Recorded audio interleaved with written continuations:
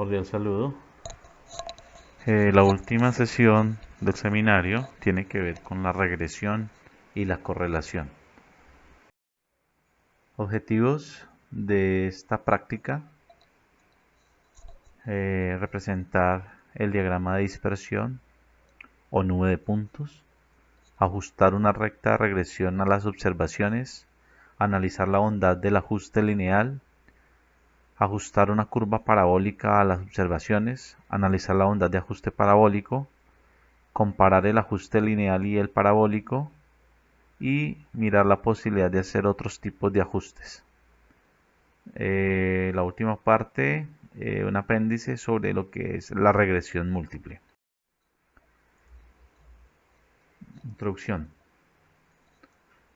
En esta práctica vamos a estudiar dos tipos de problemas.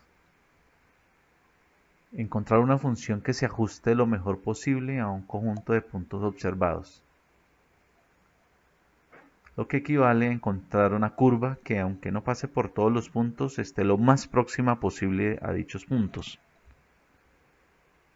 Y el segundo problema es medir el grado de ajuste entre la función teórica y la nube de puntos. Esto significa qué tan buen ajuste o qué tan buena representación es esta curva o este modelo a la función teórica.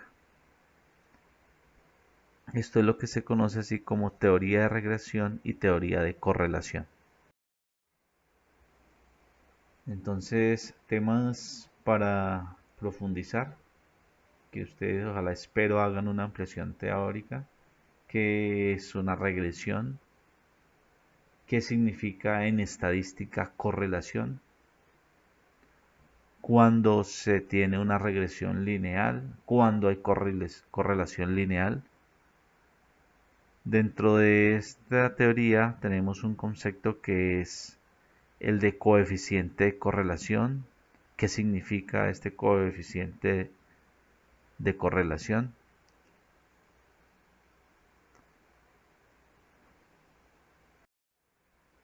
Bueno, regresión y correlación lineal. Como habíamos dicho anteriormente, la regresión es encontrar una función matemática o un modelo matemático, es decir, una ecuación que represente lo mejor posible la relación entre dos o más variables. Es decir, que explique el comportamiento de un conjunto de datos dados dos o más valores de algunas variables que se nos presenten. Cuando se dice que se va a hacer un análisis de regresión simple, vamos a tratar de explicar el comportamiento de una variable a la que llamamos variable dependiente a partir de otra variable a la que denotamos variable independiente o explicativa. La regresión lineal supone que los valores de la variable dependiente podemos escribirlos en términos de otra variable a la que llamamos variable independiente. Es decir, la variable dependiente equivale a, este es el modelo o la ecuación matemática que nos explica esta variable,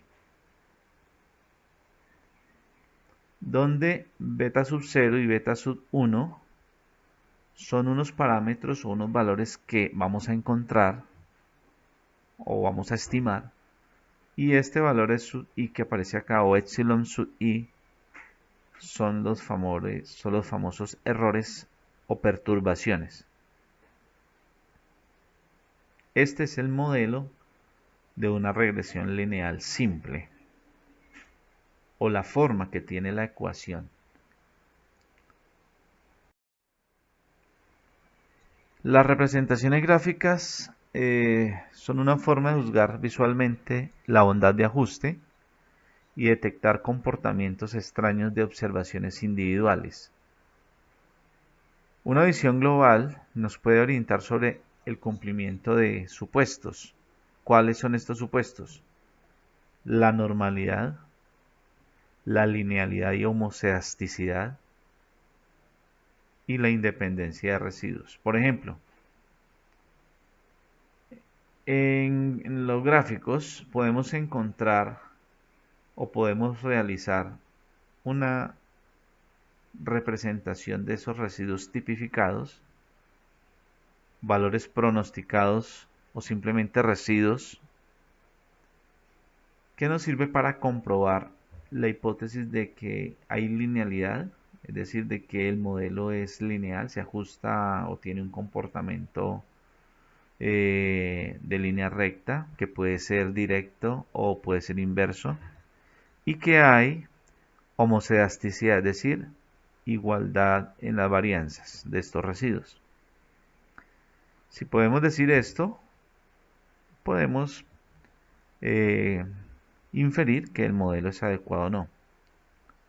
Si el gráfico nos muestra alguna tendencia, esto puede darnos a un indicio de que si hay una autocorrelación o no, o que las varianzas son distintas, o que no hay linealidad.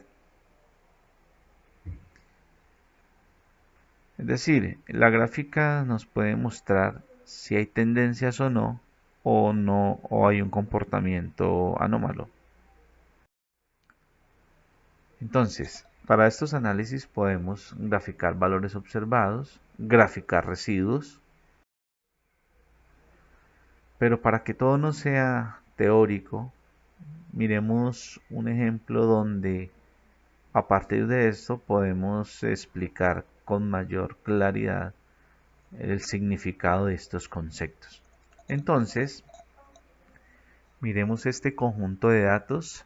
Sería muy bueno que ustedes fueran ejecutando las instrucciones a partir de este ejemplo.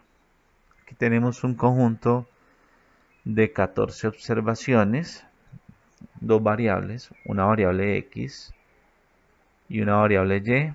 Vamos a suponer que la variable y es la variable dependiente y la variable x la variable independiente. Pues como para hacer esto un poco más ajustado a la realidad, digamos lo siguiente. Vamos a suponer que esta variable x nos muestra en miles o en millones de pesos, digamos, la inversión que se hace en publicidad de un producto. Digamos, aquí esta primera observación nos indicaría, invertimos 7.4 millones de pesos en publicidad. Y la variable y o variable dependiente, digamos que son las ganancias o utilidades al vender ese mismo producto. Entonces, ¿cómo se interpretaría esta tabla? Invertimos 7.4 millones, obtuvimos una ganancia de 30 millones. Invertimos en una segunda oportunidad 7.5 millones, se obtuvo una ganancia de 25 millones. Y así sucesivamente. Se invirtieron 16 millones, ganancia de 48.5 y así sucesivamente. Pues aparentemente hay una relación lineal directa porque pues aquí observando los datos así por encima nos damos cuenta que aquí va aumentando la inversión en publicidad y aquí parece que están aumentando las ganancias, o sea, mayor publicidad, mayor ganancia. Entonces lo que necesitamos es encontrar un modelo, una ecuación matemática que a través de una ecuación nos diga, bueno, si se invierte entonces tanta cantidad de dinero, las utilidades o las ganancias esperadas son tantas. Eso es lo que nos va a hacer el análisis de regresión. Ese modelo, esa ecuación que vamos a hallar, si es óptima o si representa realmente esta situación, ¿sí? Tiene un buen ajuste, si hay una buena correlación entre estas dos variables. Eso es lo que vamos a mirar. Entonces, en primer lugar, antes de hacer el análisis de regresión, es decir, de encontrar el modelo, miremos a través de una gráfica cómo se visualizan esos datos en un plano. Entonces es lo que vamos a hallar, una nube de puntos, o lo que en estadística se denomina técnicamente diagrama de dispersión. Entonces aquí tenemos la ruta para hacer el diagrama de dispersión. Menú principal, gráficos, cuadros de diálogo antiguos y buscamos la opción dispersión puntos. Hacemos allí. Se nos muestra una ventana como esta que aparece acá. Por defecto aparece dispersión simple. Le damos definir.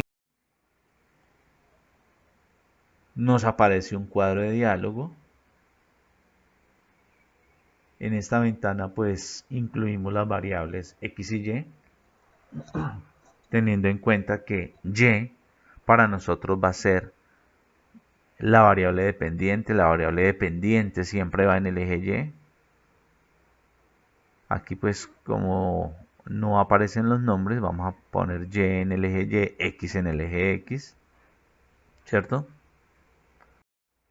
Y si usted hace o sigue la instrucción, le debe aparecer en el editor de resultados algo como esto. Corresponde a la gráfica de la tabla de valores que mostramos con anterioridad y que espero ustedes estén siguiendo en el programa SPSS. ¿Qué nos muestra esto? Que hay como una tendencia lineal, hay una relación directa entre las dos variables, la ubicada en el eje X, que es la inversión en publicidad, digámoslo así, y la que está en el eje Y, que son las utilidades o ganancias. A mayor inversión en publicidad, mayor ganancia. Hay como una relación directa. Entonces, lo que les decía, el gráfico muestra una posible adecuación del modelo lineal y la tendencia creciente del mismo. Entonces, vamos a obtener el modelo o la recta de regresión de la variable y sobre la variable x. Es decir, vamos a encontrar una ecuación que tiene esta estructura y es la que nos va a predecir los valores de y en función de x. Entonces, para eso, tomamos la ruta en el menú, analizar. En analizar vamos a regresión y como sospechamos hay una tendencia lineal, aplicamos la opción o cliqueamos la opción lineales. Aparece un cuadro como este. Podemos darle a la opción estimaciones que nos muestre el ajuste del modelo. Y aquí tenemos otras opciones que ya más adelantico estaremos explicando. ¿Sí?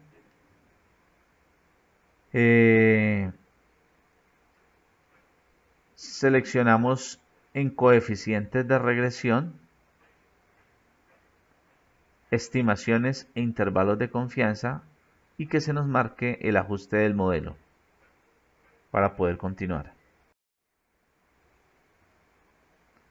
También nos puede aparecer o también le podemos dar la opción de que nos muestre las gráficas de los residuos o los errores, ¿no? Los errores. Esta zpred,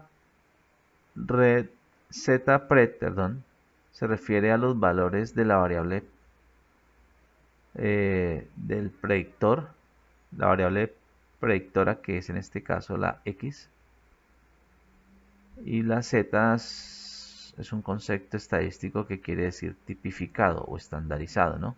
Entonces la variable predictora estandarizada o tipificada y la zred seed quiere decir variable de residuos tipificada, ¿no? Entonces Generalmente los residuos tipificados van en el eje Y y la variable predictora Z sea estandarizada en el eje X. Le agregamos o le damos la opción de que nos grafique la curva normal, ¿cierto? Y continuamos. En el editor de resultados nos va a aparecer un cuadro como esto. Este cuadro nos aparece.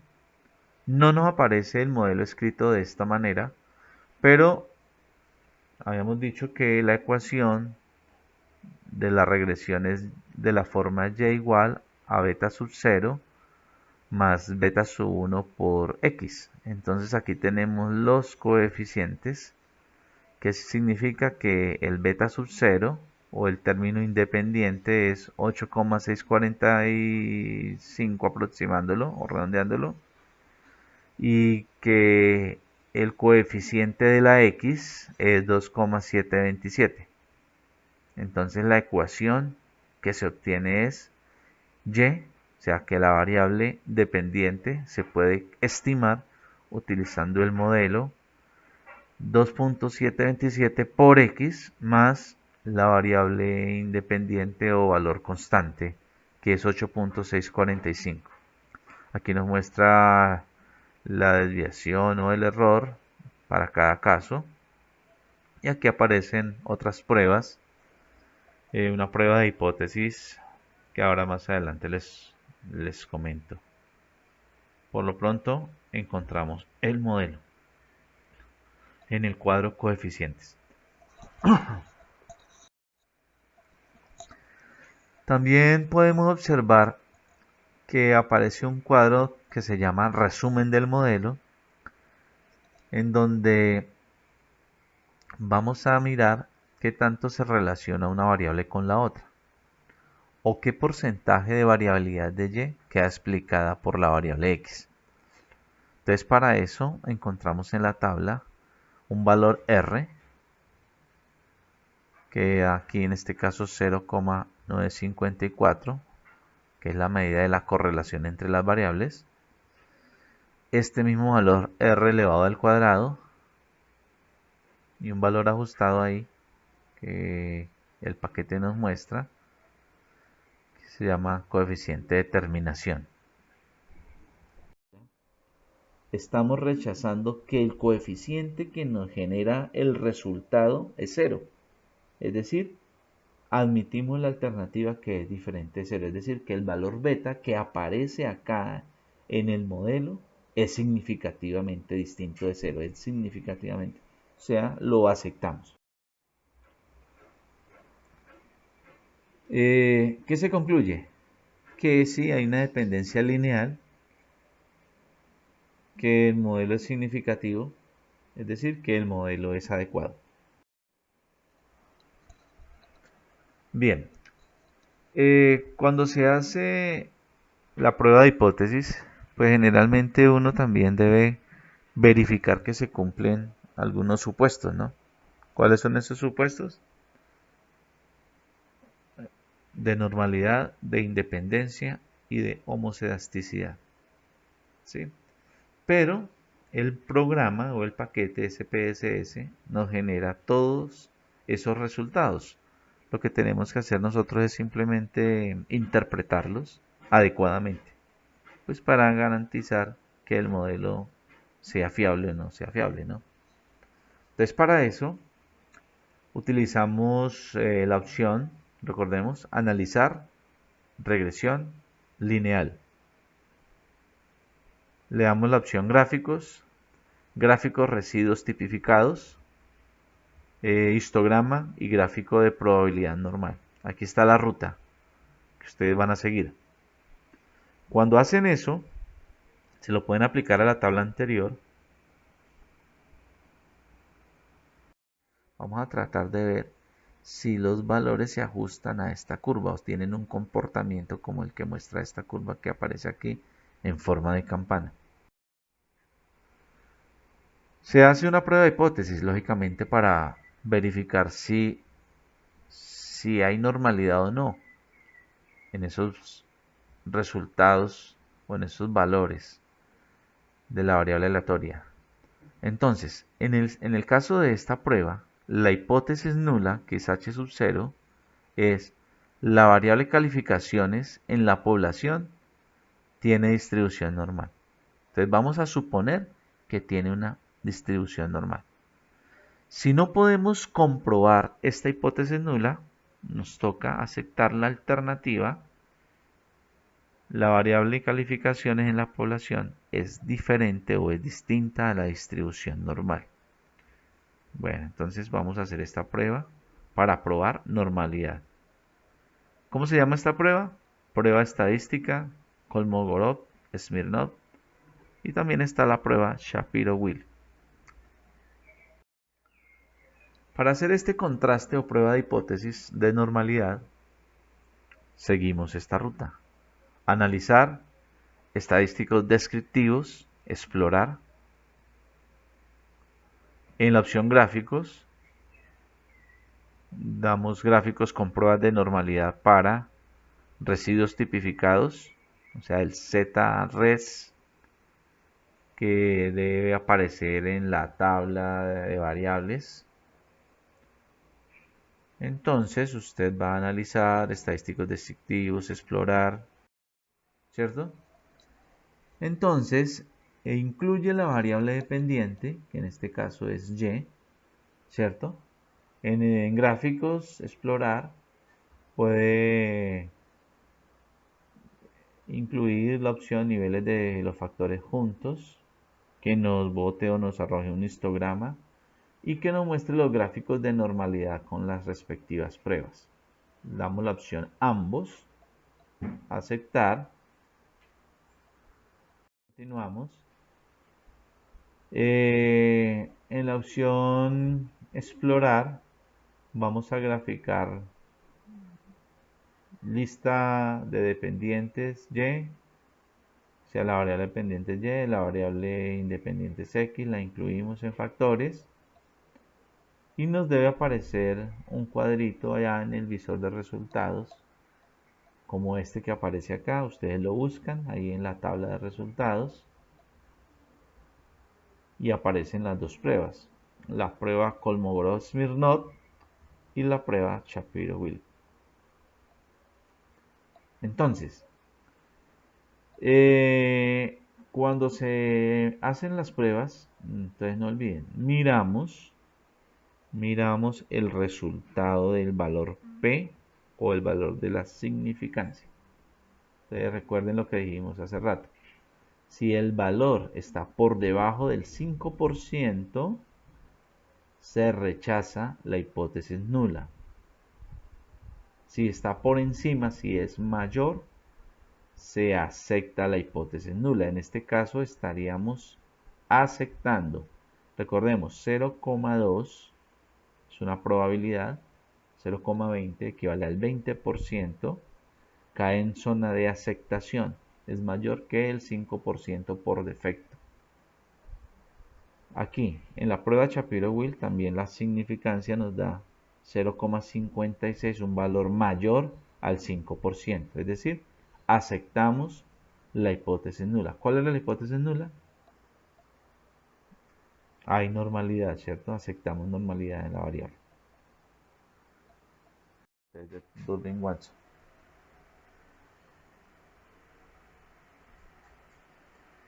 El estadístico Durbin-Watson sirve para probar la prueba, detectar si hay también una autocorrelación entre los valores que analizamos en la tabla anterior, los valores, y también en los residuos, ¿no? Lleva el nombre de James Durbin y de Geoffrey Watson. ¿Cómo se interpreta este resultado? Si el estadístico Durbin-Watson es igual a 2, indica que no hay autocorrelación. Si es menor a Si es menor a 2 o un valor cercano a 0, podríamos decir que hay una correlación positiva. Si está entre 0 y 1, pues pudiera ser como una sospecha de que no hay correlación, de que no hay correlación. Puede ser síntoma de alarma, ¿no? Es decir, vamos a resumirlo de la siguiente manera. Si para probar la autocorrelación con un nivel de significancia cualquiera, vamos a comparar los valores críticos y superiores a 2. Si el valor obtenido es menor que el que tenemos, existe evidencia de que los términos de error estén correlacionados positivamente. Es decir, si esto nos hubiera dado cercano a 0, entre 0 y 2, los errores están autocorrelacionados. ¿Qué significa? Que hay como una generación de errores. O sea, las diferencias que les mostraba anteriormente en la gráfica, las distancias que hay entre los puntos y la línea que nos muestra la regresión, es decir, existiera una generación de errores relacionados. Sería preocupante, ¿no? Si el valor es mayor a 2, no hay evidencia de que los errores que se muestran en esa gráfica estén correlacionados. O sea, como en la situación de nosotros, vemos que es mayor a 2, 2.524, quiere decir que esas diferencias que se muestran entre los puntos y la recta de regresión, no hay dependencia de un error con relación al otro, o sea que podemos estar tranquilos. Que era 0.48 o 0.481, ¿cierto? Representa la proporción o la tasa de variación de y explicada por la variable x. Es decir que tendríamos como un 48% más o menos de los casos explicados de la variable y por la variable x. Se interpretaría de esa forma. ¿Cómo se verifica si hay igualdad de varianzas? Entonces, para eso realizamos la prueba de homocedasticidad. Para ello podemos dibujar un diagrama de dispersión entre los valores predichos tipificados, o sea el z-pred que nos veíamos en la tabla anterior, en una de las tablas anteriores, frente a los residuos tipificados, o sea los z-resid. Así no se hayan generado con anterioridad en la tabla, al escribirlos o darle la orden en el comando, pues ella los va a generar. Entonces no olvidar la ruta, analizar regresión lineal. Entonces nos va a aparecer gráficos como estos, ¿no? Nos va a aparecer, puede aparecer un gráfico como esto o un gráfico como este. O sea, en nuestro caso, pero pueden aparecer cosas así o con tendencias. Entonces, cuando damos la orden de que nos haga un gráfico entre los residuos tipificados frente a los valores pronosticados tipificados, lo que queremos es que no haya ningún patrón en esa gráfica. Pues aquí todos los valores son 0, es decir, realmente no hay ninguna tendencia, no hay tendencia que sea una línea recta o que sea una curva, ¿cierto? Entonces podemos aceptar que las varianzas son iguales. ¿Sí? Varianzas iguales cuando no hay ninguna tendencia. Aquí pues toda la variabilidad, todas están en cero. Es decir, que aceptamos que las varianzas son iguales, es decir, nuestro modelo es homocedástico. Asimismo, como se hizo el estudio de la regresión lineal, pudiéramos asumir que los datos que nos presentan tienen cierta o tienen otro tipo de relación, que puede ser de tipo cuadrático o que puede ser de tipo exponencial. Es decir, si nuestro diagrama de dispersión no se nota clara la tendencia lineal, entonces nosotros pudiéramos suponer que existe otro tipo de correlación entre esas dos variables. Igual nosotros podemos calcular para cada conjunto de puntos distintos modelos que pueden ser modelos curvilíneos, exponenciales, ¿cierto?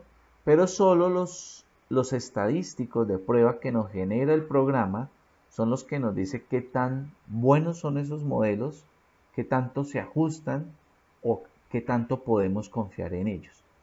Bueno, suponiendo que es un modelo de tipo cuadrático, pues lógicamente ya la ecuación va a tener un componente cuadrático, ya no va a ser lineal, o sea, ya no va a ser solo esta parte donde aparecen los dos primeros sumandos, sino que sí se va a agregar un término cuadrático.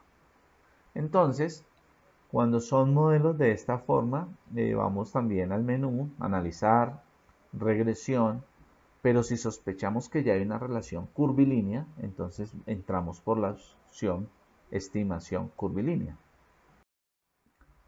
Miremos el siguiente ejemplo. Entonces también espero que digiten estos datos y hagan el diagrama de dispersión correspondiente. Cuando ya tengan los datos, entonces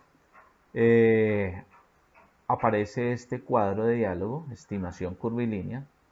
Ingresan las variables correspondientes, asumiendo que y es la variable dependiente, x la variable independiente. Y podemos darle la opción de que nos incluya la constante, que nos represente los modelos, que nos muestre el modelo cuadrático.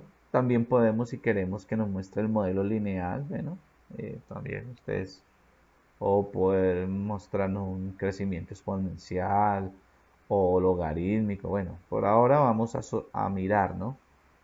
Pues si usted de antemano hizo el diagrama de dispersión, pues ahí eso le da una idea de cómo se ajustaría el modelo. Le damos a aceptar, nos aparece el cuadro de resumen del modelo y de las estimaciones del parámetro, ¿cierto? Aquí las constantes aparecen acá. Estos son los valores beta, ¿sí? La constante, sea el término independiente, 0,503. Esta ecuación no la da el modelo así como tal, aparece esto nomás. Entonces nosotros debemos entender que la expresión obtenida es constante 0,503 menos el coeficiente beta 1 que va con la x, menos 1,352 por x, más el segundo coeficiente que va con la x al cuadrado sería 1,055x al cuadrado.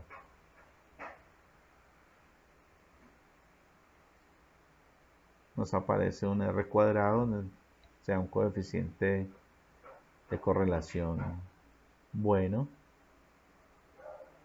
si es alto. Y si ustedes ya habían hecho el diagrama de dispersión, habíamos observado la tendencia que los puntos tenían esta forma, esta tendencia como de U, como de parábola, ¿cierto? Por eso le dimos regresión cuadrática, ¿no? Entonces aquí vemos la representación gráfica ajustada al diagrama de dispersión. Entonces aquí vemos las diferencias, los residuos, las diferencias. Hay unos más cercanos a otro. Parece aquí ya midiendo la gráfica de dispersión que hay independencia entre los residuos, o sea, no están o autocorrelacionados esos errores, es decir, que no se generan mediante un proceso sistemático, no, sino que aquí vemos hay unas grandes diferencias, pequeñas diferencias, que hay unas pequeñas o medianas diferencias, aquí hay pequeñas, grandes, o sea, no hay una tendencia en los errores marcada, ¿no?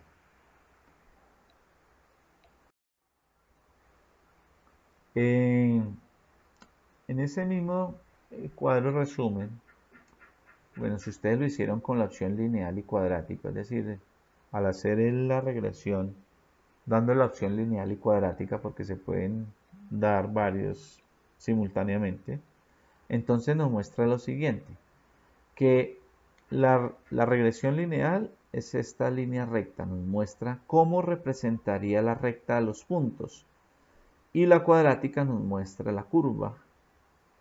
Entonces aquí pues a simple vista podemos ver que la curva es la que mejor representa este conjunto de datos, la recta no.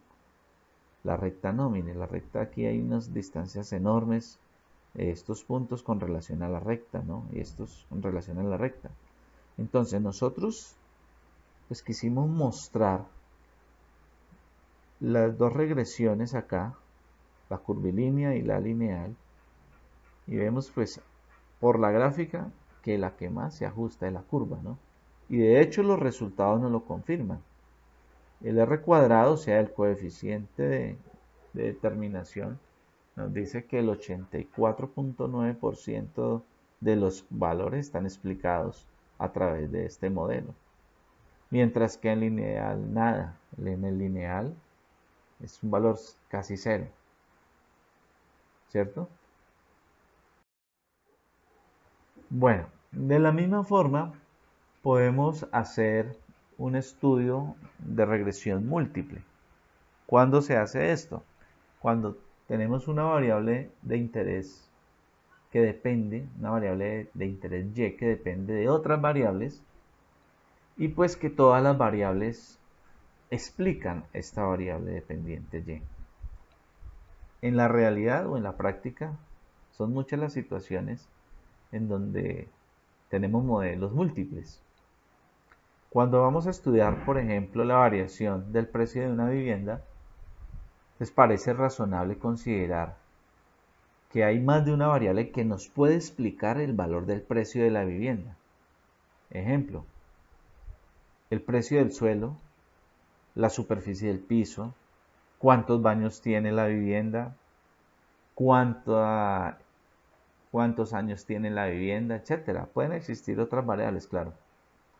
Entonces, además de las variables observables, la variable de interés puede depender de otras desconocidas por el investigador que se pueden estar controlando o que se pueden tener en cuenta o no. Entonces, el modelo de regresión representa tanto el efecto de las variables observables como el de otras variables que no tenemos en cuenta, que las llamamos perturbaciones o errores aleatorios. Entonces, el modelo de regresión múltiple en este caso tendría una forma como la de esta ecuación que estamos aquí señalando, ¿cierto? En donde aparece un coeficiente beta sub 0 o b, beta 1 multiplicado por una variable de esas explicativas, que la llamamos aquí x1, otro coeficiente beta 2 por otra variable explicativa x2 y así sucesivamente, ¿cierto? Entonces, aquí está la explicación de lo que son estos coeficientes o parámetros que se van a estimar con el hecho de correr el programa SPSS. El epsilon, que es el error aleatorio perturbación, que esta es la explicación, representa el efecto de todas las variables que pueden afectar la variable dependiente y no están incluidas. Y que la variable de interés, o la que queremos predecir, también se recibe el nombre de variable respuesta o variable dependiente. Y las x1, x2, xk son las variables independientes, variables explicativas o variables de predicción. Entonces, al correr o al hallar el modelo en una regresión múltiple, se deben verificar los siguientes supuestos para las perturbaciones o errores aleatorios. Que su esperanza o valor esperado es cero, es decir, que su promedio es cero, tiende a cero. Que la varianza es constante, que los errores aleatorios son independientes entre sí y que se ajustan a una distribución normal. Entonces vamos a mirar un ejemplo para que ustedes lo vayan corriendo con el programa también de SPSS. Dice así el ejemplo. Una empresa fabricante de cereales para desayuno desea conocer la ecuación que permita predecir las ventas en función de los gastos en publicidad infantil en televisión, la inversión en publicidad en radio y la inversión en publicidad en periódicos o revistas. Se realiza un estudio en el que se reúnen los datos mensuales correspondientes a los últimos 20 meses y esos datos se muestran en la siguiente tabla. Entonces, por favor, ustedes van a digitar estos datos en el programa. Van a incluir estas variables, ya saben cómo anexar las etiquetas a estas variables. 20 datos. Entonces aquí tenemos la variable dependiente, que son las ventas, y vemos las variables independientes o explicativas. La publicidad en televisión, cuánto dinero se invirtió en publicidad en televisión, cuánto dinero se invirtió en publicidad de radio, cuánto dinero se invirtió en publicidad en periódicos o revistas. Bueno, digitan esos datos. ¿Qué se pide? Ajustar un modelo de regresión lineal múltiple, obtener una estimación de los parámetros del modelo y su interpretación, contrastar la significación del modelo propuesto. Nos hacen una pregunta adicional que es, ¿puede eliminarse alguna variable del modelo? Es decir, ¿alguna de esas variables realmente no está aportando para nada en el modelo? Pues para eso vamos a realizar unos contrastes de significación y nos piden que interpretemos el coeficiente de determinación y el corregido, ¿no? ¿Qué significaría en este caso? Para ajustar el modelo de regresión lineal múltiple, vamos a seguir la siguiente ruta, pero antes no olviden agregar las etiquetas a cada una de las variables, ¿no?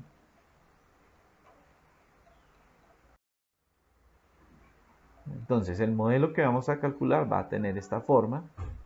No olvidar que Y son las ventas, allá la variable que se llama ventas, X1 es lo que se llama publicidad en televisión, bueno, y así sucesivamente. Para eso seguimos la ruta analizar regresión lineales.